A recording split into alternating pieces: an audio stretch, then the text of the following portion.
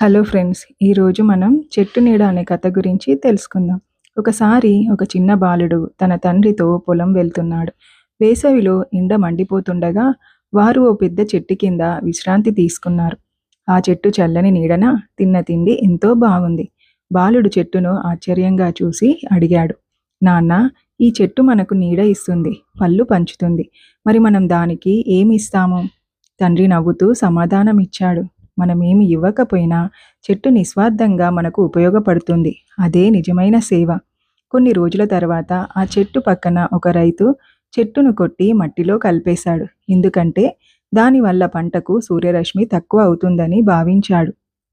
ఆ చిన్నవాడు బాధపడి, నాన్న, నిస్వార్థంగా సహాయం చేసిన చెట్టును ఇలా నాశనం చేయడమా అని అడిగాడు. తండ్రి తల వంచి, అది తప్పు. మనం సహాయాన్ని గుర్తుంచుకొని కృతజ్ఞతతో ఉండాలి. ప్రకృతి మనకు ఎంత ఇచ్చిందో గుర్తుంచుకోవాలి అన్నాడు. నీతి: సహాయం చేసే వారిని గౌరవించాలి. ప్రకృతికి కృతజ్ఞతతో ఉండాలి. నిస్వార్థ సేవే నిజమైన గొప్పదనం.